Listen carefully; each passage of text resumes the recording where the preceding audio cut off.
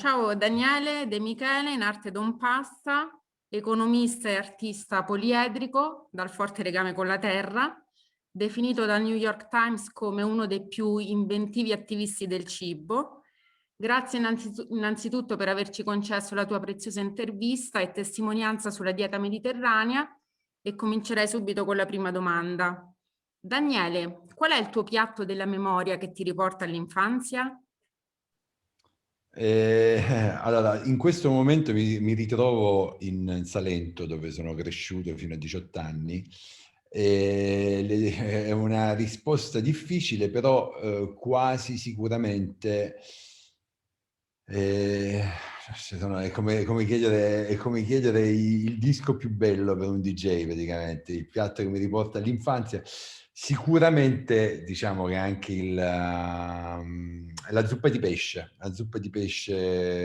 otrantina, che è una zuppa di pesce povero in cui si mettevano tutti i pesci. In genere storicamente sono i pescatori che la facevano questa qua. Prendevi, diciamo, i pesci di scarto, quelli un po' rovinati, facevi un soffritto semplicemente con la cipolla e olio abbondante come sempre. Poi mettevi questi pesci che profumavano di mare perché erano appena freschi, poi li toglievi, aggiungevi l'acqua, facevi questo brodo ed era un brodo vero e proprio, quindi si mangiava liquido con la pastina, era una pastina piccola e quindi è un piatto che per me è la prima cosa che chiedo in genere quando torno a mia madre, e sono contento che anche mio figlio, che è mezzo francese, lo ami perdutamente. E ho trovato ricette eccezionali, come in Friuli per esempio la fanno la stessa ricetta ma la fanno con il riso. Veramente c'è il cacciucco che sta a Livorno, che è più densa, e la migliore probabilmente l'ho mangiata a Pescara con peperoni cruschi tritati nel sale grosso, insieme a peperoncini, pomodoro concentrato, perché era proprio il brodetto, loro lo chiamano brodetto, che si mangiava in mare, quindi che loro si facevano a mare, quindi non ci poteva essere niente di deperibile, quindi portavano queste cose e le univano al pesce. Facevano uno spaghetto che è praticamente marrone. Secondo te la memoria è viva o scomparsa? La memoria storica, la memoria legata al cibo, alle tradizioni? Guarda, quando ho fatto il mio lavoro a Tusine Mix me lo domandavo, perché ero anche un po' preoccupato, perché cominciai a fare il mio lavoro, cioè io già facevo i miei spettacoli di cucina e musica, parlando di memoria, però si parlava poco di cucina, ma allo stesso tempo probabilmente era un fatto quotidiano. E quando è arrivata la moda degli chef ho cominciato a preoccuparmi, perché ho detto qua c'è una sostituzione di informazione per di fondo. Io non so cosa faccia più danno, se sia la televisione con queste cose dei cuochi, se sia stata la globalizzazione dei gusti, il mercato globale con prodotti sempre più scadenti. Sicuramente negli ultimi 30-40 anni l'attacco alla memoria, e non solo nel mondo del cibo, è stato di una violenza feroce.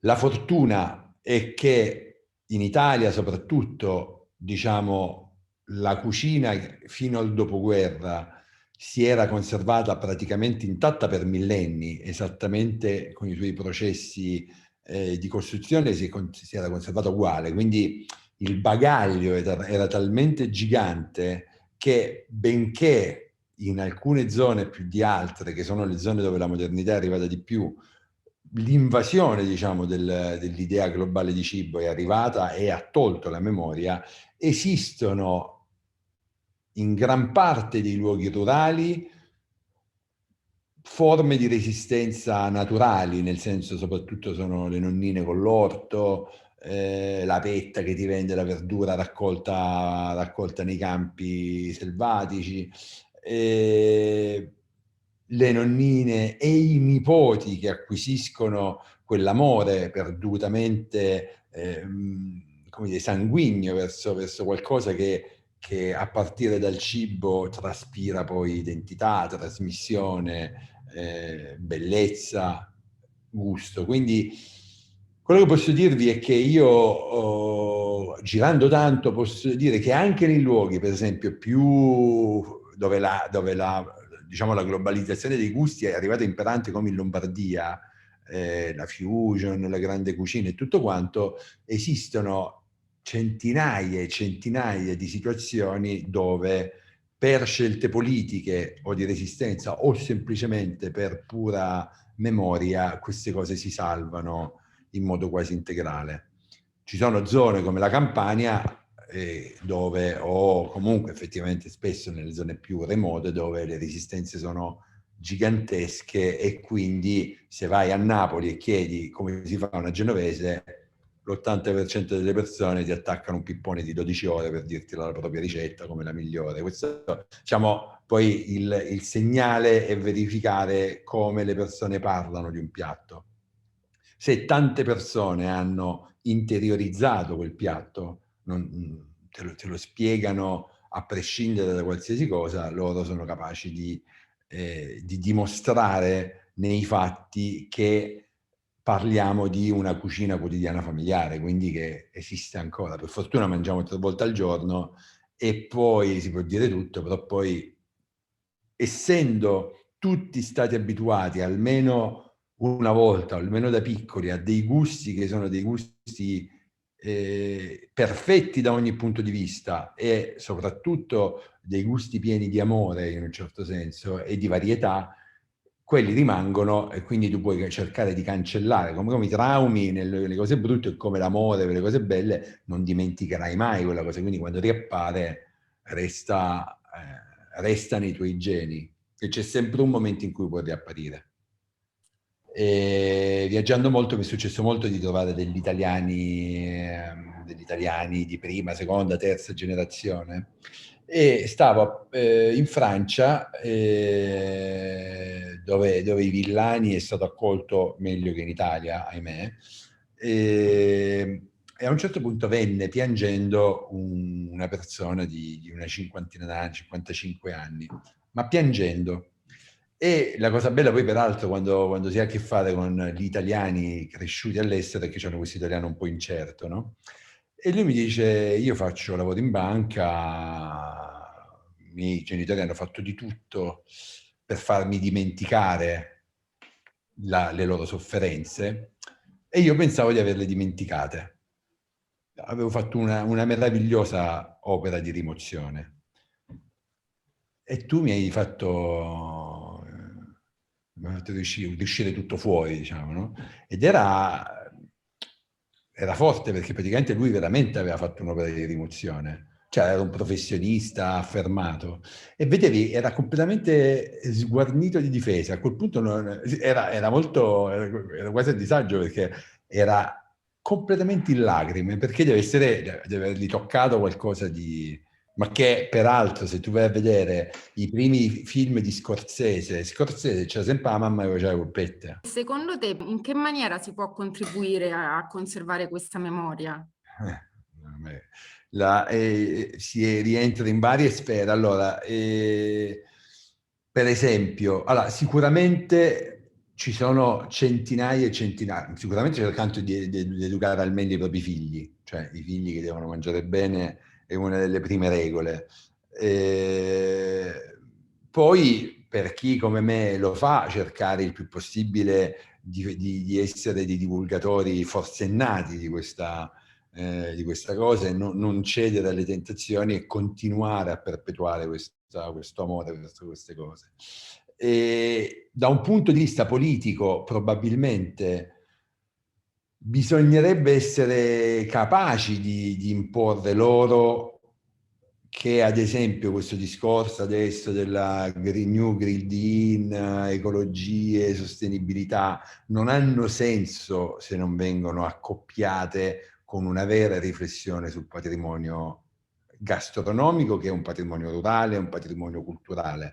Cioè, la follia è che io, in tutto questo tempo, a parte che vanno questi ministeri, le cose, continuo a non vedere una riflessione all'interno delle scelte politiche su cosa debba essere fatto, perché c'è già tutto in sé andrebbe semplicemente senza spendere miliardi di soldi in comunicazione, senza spendere in progetti faraonici e completamente mortificanti per le verità.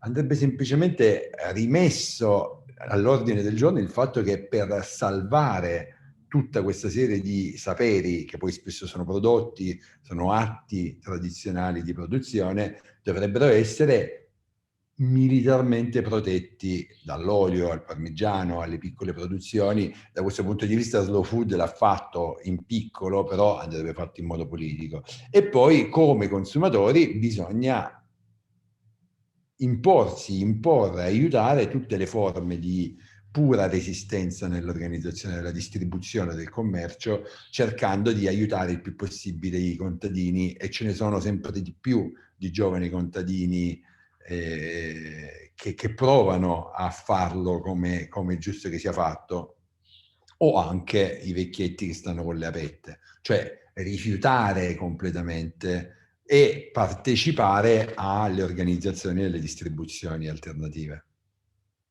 Qualcuno ha detto: se Dio avesse voluto che seguissimo passo dopo passo le ricette, non ci avrebbero dato le nonne. Questo fare a occhio, no? Cosa ne pensi? È molto intelligente come cosa. Sì, su questa cosa è interessante, perché appunto una delle falsificazioni che è stata fatta emergere negli ultimi 10 anni è stata quella di far credere che l'invenzione di una ricetta sia un'invenzione di un essere, di un solo uomo, di una sola persona, di un genio, di un visionario, e che poi dà agli altri l'accessibilità dell'informazione. A questo si accoppia anche, peraltro, forse con delle responsabilità, l'idea del giornalismo come pedagogico, o addirittura come addirittura accettando quello che è stato fatto in due grandi lavori, che sono quelli di Ada Boni, del Talismano della felicità e del Cucchiaio d'argento all'inizio, e poi a seguire tutta la divulgazione del mondo del cibo. È stato fatto un involontario, in quel caso errore, e poi invece un volontarissimo delle TV, pensare che fare una ricetta significa prescrivere, indurre, imporre dall'alto quello che tu devi fare. E è completamente antistorico e completamente falsificante rispetto a come la cucina italiana è nata. La cucina italiana, e comunque tutte le cucine popolari, nascono in una situazione di emergenza, dramma e povertà, ma anche di ricchezza della terra, no? E le persone, in genere analfabete e in dialetto, quindi non in italiano, inventavano collettivamente le ricette, cioè perché in genere sono le province quelle che caratterizzano più o meno delle macro ricette, poi da paese a paese cambia, da Pianerottolo a Pianerottolo cambia, però generalmente le province delimitano bene un tipo di forma ricettaria, di forme di ricette, no? Queste cose nascevano semplicemente che le persone insieme vedevano gli ingredienti a disposizione della terra, e come se fosse una piattaforma di scambio di informazioni come Linux, si vedevano fra di loro, comunicavano, dice: ma ti come lo fai sta cosa? Ah, io minto sta cosa, no, lo faccio così. E in questa condivisione completamente democratica e completamente orizzontale, la ricetta nasceva secondo uno schema, un canovaccio e delle convenzioni. Quindi tutto quello che è stato detto dopo sul fatto di codificare una ricetta con le dosi e le preparazioni è completamente falso, perché se tu vai a vedere 100 nonne in 100 metri quadri, queste 100 nonne faranno tutte completamente diverse, chiamando lo stesso piatto nello stesso modo.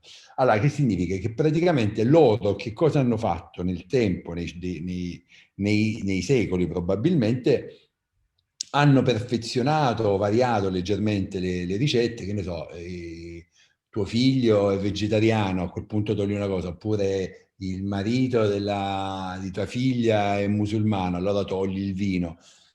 Ogni famiglia ha delle varianti, delle variazioni dinamiche, ma all'interno di una struttura che è una struttura invisibile che c'è in ogni ricetta e che va rispettata, ma poi all'interno del quale la quantità delle dosi e i passaggi tecnici cambiano a seconda della famiglia. Cioè tu puoi il pesce nella zuppa puoi toglierlo prima o metterlo nel brodo, tu nella genovese la cipolla puoi metterla tagliata a julienne, tagliata, cioè ognuno fa come gli pare, però resta il fatto che la ricetta è quella là. Mi fa ridere per esempio nella grandezza del tortellino emiliano il fatto che il quanto basta sta semplicemente nei disciplinari nella noce moscata. La noce moscata, se tu ne metti troppo, praticamente butti la farcia, se ne metti poco non sa di tortellino. Teoricamente andrebbe definito l'intero, diciamo, il parametro unico a partire dal quale, benché cioè, parliamo di milligrammi, no? Però uno dovrebbe quantificare tutte le dosi di ognuna degli ingredienti a partire dal parametro noce moscata. Visto che questa cosa non la fanno e mettono quanto basta la noce moscata, teoricamente andrebbe messo quanto basta a tutti. Infatti le nonne così fanno. I disciplinari, le accademie, le cose invece fanno il contrario, stupidamente, perché poi invece le ricette cambiano perché cambia la storia, ma tendenzialmente se c'è questo elemento della trasmissione, dell'amore, non cambiano in peggio, magari si semplificano, variano leggermente, ma la storia ci fa vedere, al di là della modernità che ha falsificato la storia ci ha permesso di vedere che in 500 anni i tortellini sempre buoni sono, quindi non vedo perché bisogna avere paura dell'evoluzione di una ricetta. Semplicemente tanto comunque sempre a occhio si fa. E come si dice a occhio in salentino? A buecchio. No, invece a buecchio, a occhio. Regolati, oppure a occhio. Ma anche perché poi quella è la grande regola, perché poi al di là diciamo, della concezione della ricetta in quanto fenomeno orizzontale e democratico, che è proprio l'esatto opposto della cucina borghese così come è stata poi codificata dopo, cioè dal momento in cui i borghesi, nel senso chi ha voluto in modo nello scrivere, diciamo, ha cercato di dare una chiave, ha falsificato l'informazione fondamentale, che queste cose si trasmettevano oralmente e soprattutto si organizzavano nella trasmissione attraverso il silenzio, cioè nel senso che tu devi imparare osservando, sbagliando. L'unica, diciamo, la regola fondamentale in quel momento era, ma che vale per l'artigianato, vale per qualsiasi cosa, era osservare e sbagliare, desumere.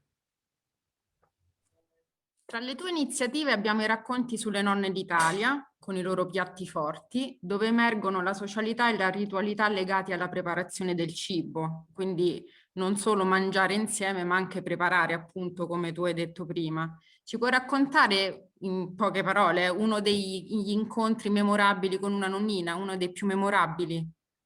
A peggio di prima, praticamente. In poche parole, raccontare 10 anni di viaggi, praticamente. Là, cioè questo è proprio... Anzi, ce ne ho troppe, però fammi pensare. Vabbè, intanto, diciamo, la regola fondamentale è che la più divertente fu una volta che quando facevamo queste sessioni, una per regione, andavamo e ne trovavamo, cercavamo 3-4 in una giornata e praticamente andavi da nonnina a nonnina e quindi davi 2 ore, che era il tempo della preparazione. Assaggiavi il piatto e andavi dalla nonnina seguente. Eravamo molto ferrei perché non c'avevamo molto tempo. Il dramma è stato che praticamente una volta stavamo a Campobasso e c'era questa nonnina un po' timida che ci fa un baccalà con uva passa e noci, una cosa eccezionale. E noi diciamo, signora, grazie, fantastico. C'avevamo sempre il nostro spacciatore di informazioni, che era quello che ci portava dalle nonne, no? In ogni luogo io avevo il mio dealer. E niente, questa signora praticamente fa un segno al marito, il marito chiude a chiave, caccia 5 litri di vino e dice, e adesso vi sedete. Cioè, guarda signore, dobbiamo andare alla nonna seguente. No, questa sarebbe sarebbe un po' maleducato da parte vostra. E io cercavo al mio amico spacciato, dice, guarda, digli che dobbiamo andare, perché niente, praticamente abbiamo fatto antipasto, primo, secondo, contorno, dolce. Siamo andati e poi abbiamo capito che probabilmente nei luoghi più remoti è così, praticamente, cioè, cioè abbiamo messo 12 ore in più perché da ogni nonna poi successe la stessa cosa, quindi abbiamo mangiato tipo 4 pasti completi. E questo è successo molte volte, diciamo. Diciamo che altre volte una nonnina che continuava a buttarmi dal finestrino pezzi di formaggio e salami per andarmene, perché poi si affezionava e quindi mi dava ancora doni, quindi partivo e lei buttava, cioè buttava le cose nel finestrino. Prendo una frase che uno dei personaggi del tuo film, I Villani, dice: non esiste che io mangio e tu mi guardi. E cosa ti viene in mente quando pensi alla convivialità? Allora, io quando sento questa frase mi emoziono sempre un po'. Questa frase poi in verità non fa parte proprio dei Villani perché era uno dei prodromi dei Villani, si chiama Antonio Polverino ed è un signore della costiera amalfitana di Minori che ha, insieme a questa numerosa famiglia, preso possesso di una cartiera dell'Ottocento completamente abbandonata, perché a Minori era una fabbrica, c'erano queste vecchie cartiere e in ogni diciamo, stanza c'erano salumi, una quantità smodata, passate di pomodoro. E lui mi disse questa frase, cioè l'essere umano non è fatto per pensare che se qualcuno che io mangio l'altro guarda, cioè non esiste.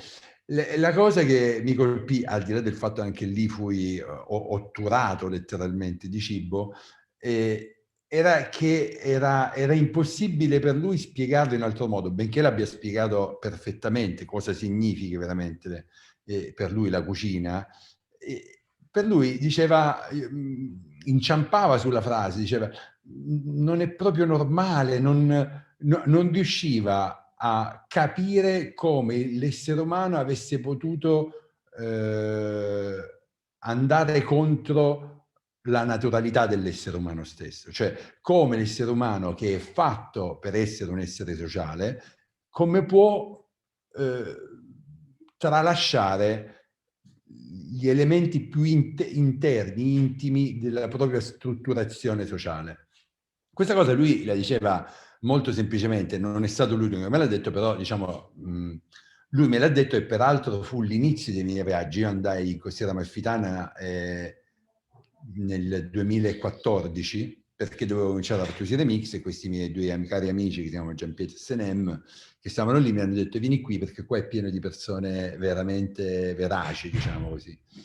Chiaramente là io già avevo la percezione la percezione di quello che fosse il cibo, però avere come sempre la riprova che è il popolo e in dialetto che è capace di darti in modo lapalissiano la definizione del cibo, per me è stata la riprova che stavo lavorando nel modo corretto. Cioè lui che dice non è proprio normale che io mangio e tu mi guardi, non esiste proprio, dobbiamo mangiare tutto. E quello che la religione cattolica ha fatto già tardi nell'epoca dello sviluppo degli esseri umani, semplicemente siamo esseri sociali, animali sociali e quindi possiamo costruirci solo in gruppo.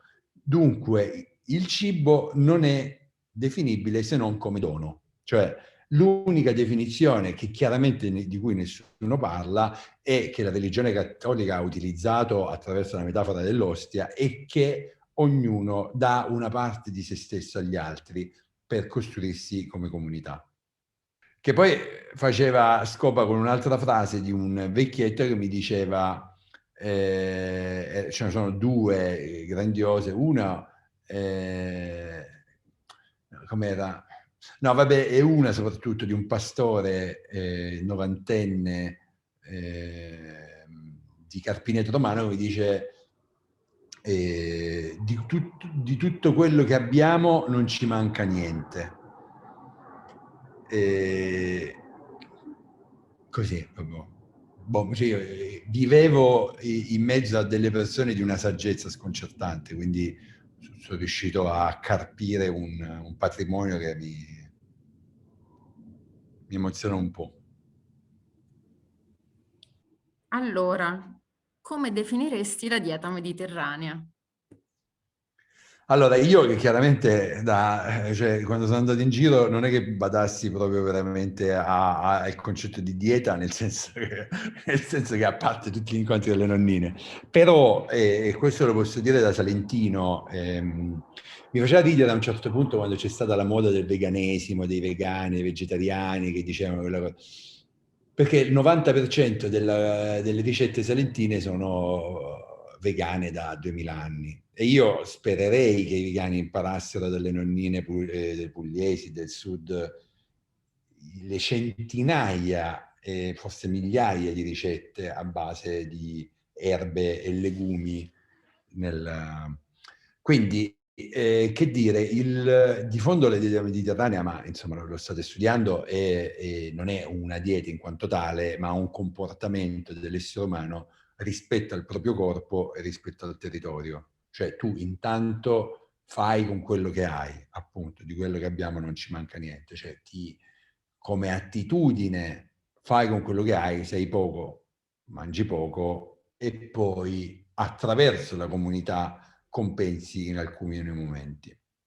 Di fondo è l'osservazione del proprio corpo, il fatto di sapere che ci sono i momenti di povertà e i momenti di grazia, i momenti di grande felicità collettiva e i momenti di sacrifici, e che tu devi fare con quello che hai. Con questa capacità che impari da piccolo, con la nonna nel cucinare, con il nonno andando in campagna, con lo zio andando a cacciare, con l'altro zio andando a pescare, in cui tu attraverso questi segnali di trasmissione tu riesci a sapere come, chiaramente, intanto essere in grado di automunirti dell'indipendenza diciamo, dell'indipendenza nel cibarti, ma soprattutto sapendo che, uno, questa cosa è possibile intanto nel rapporto col territorio, cioè che questa cosa è possibile nel momento in cui tu, come essere umano, come corpo, come fisico,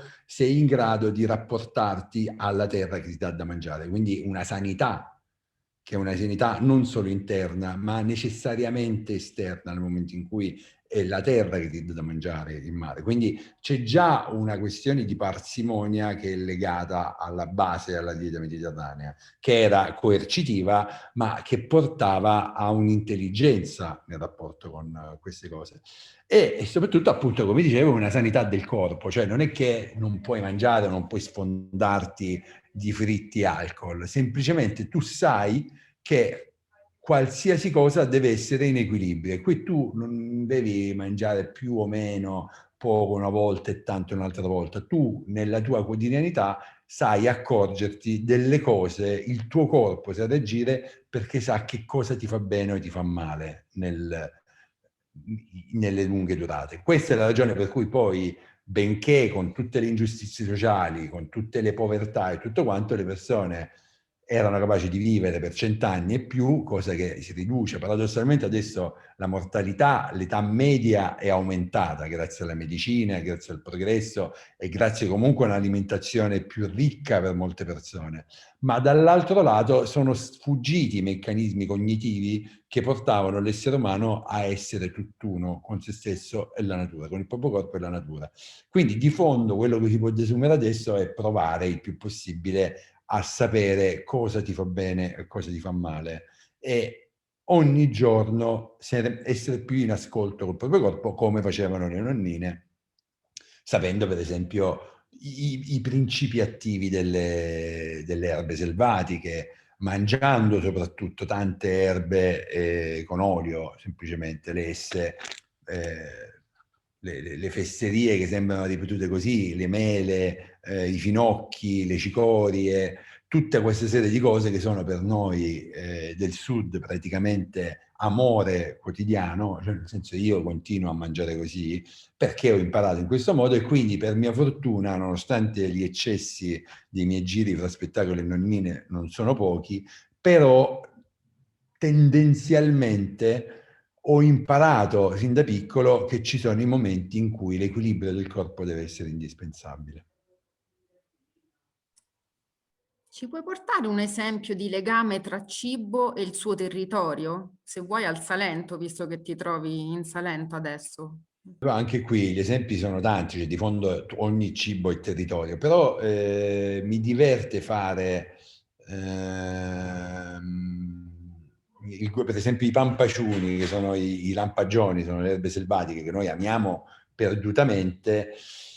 È divertente perché se tu non sei abituato, assaggi questa cosa, è amara, cisposa, può dar fastidio, questo come anche ancora peggio la ricotta schiante che è la ricotta forte, sono gusti violentissimi, ma che sono quei gusti che intanto si imparano per orgoglio in un certo senso, cioè noi siamo questa cosa qua, cioè non siamo lo zucchero dentro il McDonald's, noi siamo i pampaciuni, semplicemente perché questa cosa qua serviva anche, al di là di ogni aspetto che devi mangiare, e che era una cosa che sta sottoterra, da raccogliere faticosamente, così, ma perché ti aiuta a definire uno spettro molto largo di gusti. Cioè, uno dei grandi problemi della contemporaneità è che praticamente tu hai dei gusti molto, molto,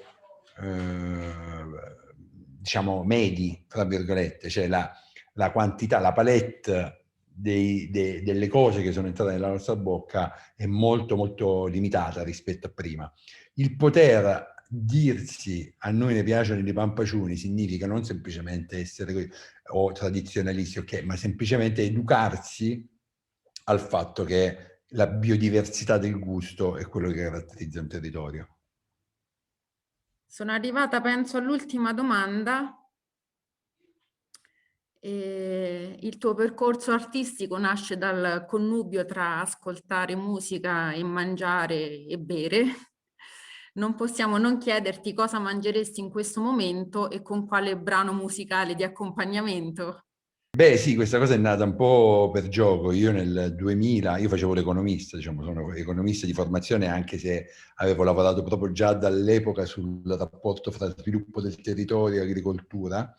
Però poi, non so per quali misteriose ragioni, un giorno, diciamo, ricevetti un po' come i Blues Brothers la chiamata, diciamo, ricevetti la luce che era sotto forma di una parmigiana di melanzane.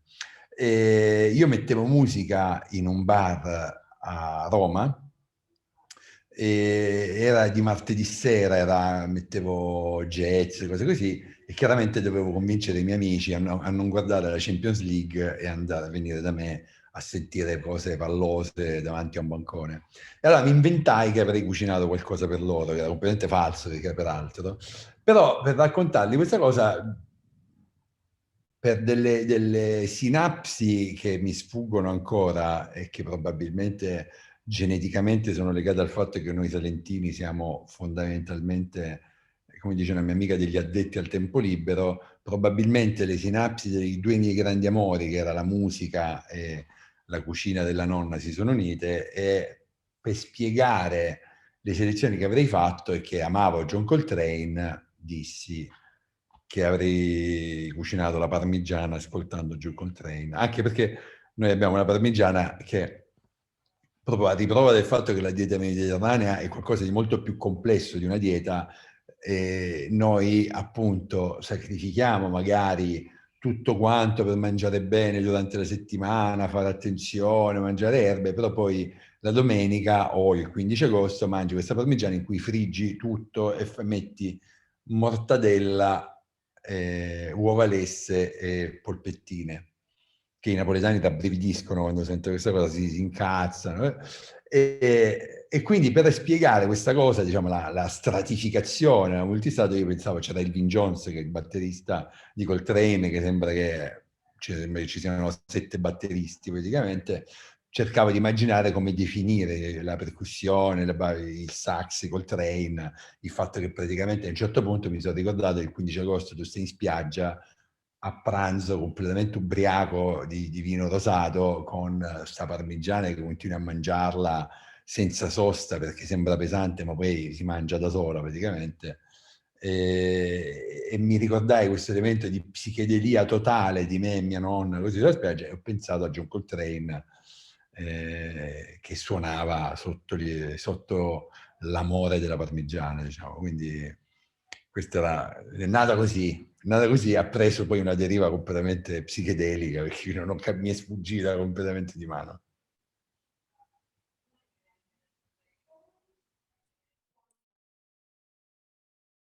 La cosa drammatica è che si impara perfettamente a riprodurre una ricetta della madre, cioè della nonna, così, ma quando arrivi quasi a un passo dalla morte. Questo è tipo, è come l'utopia la riuscita di un piatto. Cioè io sto battagliando con la focaccia di cicorie di mia madre da anni e penso che appunto, e mia madre ancora si dispera perché non la fa perfetta come la nonna, no? Volta una giornalista gastronomica mi disse: ma qual è il tuo piatto preferito? La pasta al sugo. E questa scandalizzata, ma proprio veramente questo, cioè, ma che risposta è? A te mangiati la pasta con i pomodori freschi appena fatta, cioè. Poi c'è questa cosa misteriosa che la amano perdutamente i bambini, cioè perché i bambini dovrebbero amare la pasta al sugo? È un gusto strano, non è un gusto, se è acido, perché i bambini la amano perdutamente?